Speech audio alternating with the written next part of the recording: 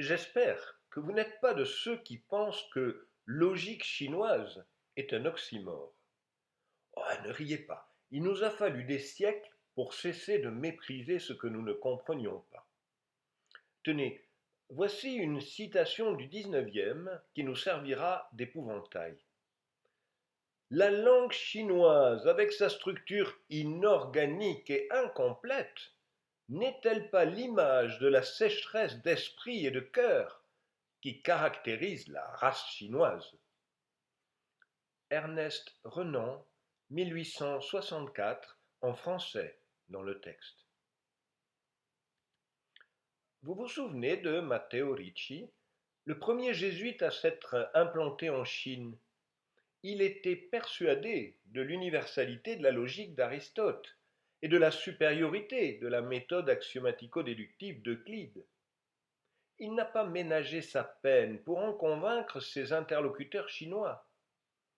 En pure perte, ou peu s'en faut. Ricci semble n'avoir jamais perçu les différences entre leurs schémas de pensée et les siens.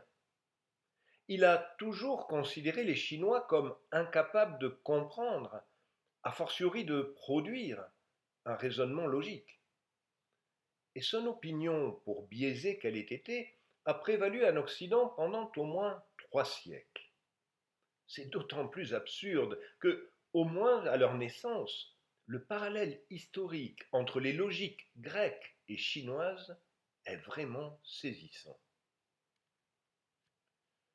Ce que les Européens appellent le miracle grec s'est déroulé sur 2 siècles, en gros les 5e et 4e siècles avant notre ère, une période de profonde mutation sociologique et économique. Les progrès techniques, en particulier la généralisation de l'usage du fer pour les outils, ont permis d'augmenter les rendements agricoles.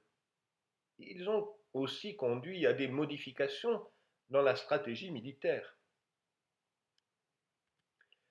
Les guerres médiques d'abord, la guerre du Péloponnèse ensuite, suivie de la politique expansionniste de Philippe II de Macédoine, pour culminer dans la conquête par son fils Alexandre le Grand d'un empire gigantesque. La région n'a pratiquement pas connu la paix durant ces 2 siècles. Cette instabilité politique s'est accompagnée d'une explosion intellectuelle sans précédent. L'accès, sinon au pouvoir, au moins à la discussion des affaires publiques d'une large classe de citoyens, s'est traduite par une importance accrue donnée à l'art de la parole. Des intellectuels, les sophistes, s'en sont même fait une position sociale. Parmi ceux-là, Socrate, dont l'enseignement, prolongé par Platon, puis Aristote, a donné naissance à notre philosophie occidentale. Maintenant, voyons la Chine. À la même époque qu'en Grèce, l'usage du fer s'est répandu. L'amélioration des outils agricoles a aussi amené une augmentation des rendements. Et malheureusement, là aussi, les armes sont devenues plus efficaces. C'est la période dite des royaumes combattants. Ils sont 7 à s'être fait la guerre pendant presque 3 siècles, jusqu'à ce que le plus à l'ouest, Qin, finisse par l'emporter, dominer toute la région et fonder l'empire chinois. Comme en Grèce, cette période d'instabilité politique s'est accompagnée d'une explosion intellectuelle. Que 100 fleurs s'épanouissent, que 100 écoles rivalisent. C'est le slogan par lequel Mao Tse-tung a lancé en 1956 une des grandes catastrophes humaines du XXe siècle. Ce slogan rappelait une référence culturelle datant des royaumes combattants. On trouve l'expression 100 écoles de pensée dans le Zhuangzi, un classique de la littérature chinoise qui date du IVe siècle avant notre ère, c'est-à-dire du temps d'Aristote. C'est une manière métaphorique de désigner la multiplication de philosophes et de savants durant la période des royaumes combattants. Parmi eux, 3 au moins ont fondé des écoles philosophiques durables. Comparez leur date avec celle de Socrate, Platon et Aristote. Les Chinois sont antérieurs d'environ un siècle. Le plus ancien serait Lao Tzu. Je dis serait parce qu'on a très peu de renseignements sur lui. Il est le fondateur, largement mythique, du taoïsme. Confucius est beaucoup plus connu et sa vie est mieux documentée. Sa philosophie imprègne encore largement la Chine actuelle. Le troisième, Mozi, est moins célèbre. L'école de pensée qu'il a fondée, opposée à la fois au confucianisme et au taoïsme, a perduré tout de même pendant plusieurs siècles, avant de passer aux oubliettes de l'histoire. S'il nous intéresse plus particulièrement ici, c'est parce qu'on trouve chez lui des éléments de logique théorique dont je vous reparlerai tout à l'heure. Le plus important des trois est sans aucun doute Confucius. Mais il n'a pas voulu donner à la dialectique et aux mathématiques le rôle primordial qu'elles ont chez Platon. Bien au contraire, Confucius plaçait les valeurs humaines très au-dessus de la rhétorique. Il disait « Celui qui a du charisme trouvera les mots pour s'exprimer. Celui qui trouve les mots n'a pas nécessairement le charisme. » Un de ses disciples, Xunzi, précise la position officielle de la doctrine confucéenne à propos de deux dialecticiens. Ils ne prennent pas les rois de jadis pour modèles et ils n'approuvent ni les rituels ni le devoir. Au contraire, ils aiment s'occuper de théories étranges et s'amuser avec des expressions complexes.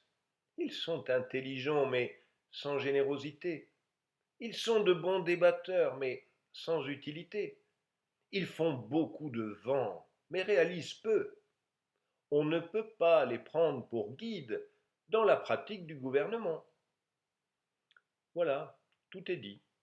S'amuser à manipuler des idées abstraites n'a aucun intérêt pratique. Pire, c'est non seulement inutile, mais encore contre-productif quand il s'agit d'organiser la société. On croirait entendre les arguments des premiers penseurs chrétiens contre la philosophie grecque. Ce pragmatisme anti-rhétorique, Qin Shi Huang l'a poussé à l'extrême. Il est celui qui a mis fin à 3 siècles de guerre entre les royaumes combattants en unifiant l'Empire. Il s'est fait construire un mausolée gigantesque avec 8000 soldats grandeur nature en terre cuite. Il est aussi resté dans l'histoire comme le destructeur de l'héritage culturel chinois. Les savants ne prennent pas le présent pour modèle, mais ils étudient l'Antiquité, rejettent la génération actuelle et sèment la confusion dans le peuple. À part les copies dont les savants officiels sont responsables, n'importe qui sous le ciel qui ose posséder et cacher les chants, les documents et les dires des 100 écoles doit les remettre à un gouverneur ou un commandant qui les fera brûler sans exception. Quiconque osera mentionner les chants ou les documents dans une conversation sera exécuté. Celui qui, utilisant l'ancien, rejette le nouveau, sera balayé ainsi que son clan. Sont exemptés les livres traitant de médecine, de pharmacie, de divination, de semailles ou de plantation. Cela se passait en 213 avant notre ère. Il ne s'agissait pas d'exterminer toute connaissance, mais seulement de la contrôler en s'assurant que toutes les copies existantes seraient entre les mains des quelques académiciens de la bibliothèque impériale. Et malheureusement, comme la bibliothèque d'Alexandrie, celle-ci a brûlé. Il a fallu longtemps pour reconstituer, et encore seulement en partie, les connaissances accumulées par les 100 écoles de pensée. Parmi ces reconstitutions figurent les 9 chapitres sur l'art du calcul, dont je vous parle souvent. Combien d'œuvres ont définitivement disparu? Pourquoi les autres ont-elles survécu? On l'ignore. Pour beaucoup, il y a certainement eu une grande part de hasard. C'est probablement le cas pour le dialogue du cheval blanc. Son auteur, Gongsun Long, est à peu près contemporain d'Euclide. Il s'était fait une spécialité de démontrer rigoureusement les pires absurdités, comme un cheval blanc n'est pas un cheval. Cela correspond tout à fait à la caricature des sophistes que Platon, Aristophane, Aristote nous ont léguée. Certains Chinois étaient tout aussi ironiques. Écoutez plutôt. Gongsun Long soutenait qu'un cheval blanc n'est pas un cheval, mais les gens n'étaient pas d'accord. Un jour, il monta un cheval blanc et voulut passer un poste de douane, sans permis pour son cheval. Le douanier fut incapable de comprendre ses raisons. Et cela montre que les mots vides ont du mal à supprimer les faits. Je vous propose de suivre quelques-uns des arguments de Gongsun Long. Cheval est ce par quoi nous désignons la forme. Blanc est ce par quoi nous nommons la couleur. Nommer la couleur n'est pas la même chose que nommer la forme. Donc j'affirme que cheval blanc n'est pas la même chose que cheval. Et vous observerez que l'argument joue sur ce qu'Aristote appelle une espèce, cheval, et un accident, blanc. Si quelqu'un cherche un cheval, vous pouvez lui proposer un cheval brun ou noir. S'il cherche un cheval blanc, vous ne pouvez pas lui proposer un cheval brun ou noir. Supposons que cheval blanc soit la même chose que cheval. Alors comment pourrait-il se faire qu'un cheval brun ou noir soit acceptable dans un cas et pas dans l'autre? Donc, du fait qu'un même cheval brun ou noir répond à cheval mais pas à cheval blanc, cela entraîne que l'affirmation cheval blanc n'est pas cheval est démontrée. Considérant qu'avoir un cheval blanc, c'est avoir un cheval, cela signifie-t-il que avoir un cheval, c'est aussi avoir un cheval brun? Et donc, vous l'auriez parié, avoir un cheval blanc, c'est avoir un cheval brun. Blanc ne fixe pas ce qui est déclaré blanc. Dans cheval blanc, on fixe ce qui est déclaré blanc. Cheval ni ne rejette ni ne choisit en fonction de la couleur. Cela peut désigner un cheval brun ou noir. Cheval blanc rejette et choisit en fonction de la couleur. Les chevaux bruns et noirs sont tous rejetés sur la base de leur couleur. Et quelque chose qui rejette n'est pas la même chose que quelque chose qui ne rejette pas. C'est pourquoi je dis que un cheval blanc n'est pas la même chose que un cheval. Redevenons sérieux. Mozi est à peu près contemporain de Socrate. Il a fondé une école philosophique concurrente du taoïsme et du confucianisme. Le mohisme a eu des adeptes pendant plusieurs siècles. Comme équivalent gréco-romain, on pourrait penser au stoïcisme. Par chance, ou grâce à leur importance, ces écrits et certains commentaires nous sont parvenus presque au complet. La logique n'y occupe qu'une petite place. La plus grande partie consiste en des préceptes moraux. Par exemple, Mozi y condamne les instruments de musique, essentiellement parce qu'il les juge inutiles. Le peuple traverse 3 types d'épreuves. Avoir faim et ne pas trouver de nourriture, avoir froid et ne pas trouver de quoi se couvrir, être épuisé et ne pas trouver le repos. Supposez que l'on fasse sonner les grandes cloches, battre les tambours, résonner les luttes, brandir des boucliers et les haches de guerre. Est-ce que cela donnera au peuple de la nourriture et des vêtements? Je ne le crois certainement pas. Dans le même ordre d'idées, il s'oppose aux funérailles trop exubérantes et aux longues périodes de deuil prônées par Confucius. Si Mozi condamne fermement la guerre, la violence et les agressions, il n'oublie pas pour autant la période troublée dans laquelle il vit. Plusieurs chapitres sont consacrés à la stratégie de défense dans une ville assiégée. Examinons plutôt les 2 chapitres consacrés à la logique. On n'est pas certain qu'il soit de Mozi, mais dans l'ignorance du véritable auteur, nous ferons comme si. En plus, je vais sciemment vous inciter à commettre l'erreur méthodologique majeure qui consiste à comprendre ce que vous allez entendre par référence à ce que vous savez en mathématiques. Mais d'une part, je ne vois pas comment nous pourrions imaginer quels étaient réellement les schémas de pensée de Mozi. D'autre part, je voudrais vous faire partager ma fascination devant des fondements logiques qui sont apparus si loin de nous, il y a si longtemps, et que nous considérons toujours comme valables. Le tout début du canon logique de Mozi porte sur la définition de cause. Une cause, c'est ce par quoi une chose devient ainsi. Une cause mineure est ce par quoi la chose n'est pas nécessairement telle, mais sans quoi elle ne sera jamais telle. Nous appelons cela une condition nécessaire. Une cause majeure est ce par quoi une chose est nécessairement telle. Pour nous, c'est une condition suffisante. Ce n'est sans doute pas un hasard si Mozi commence ses règles de logique par ces définitions. Il les considérait certainement comme fondamentales. Tout est soit bœuf, soit non bœuf. C'est comme une charnière. Il y a 2 parties. Il est impossible de nier les deux. Le débat consiste à rivaliser sur ce qui est.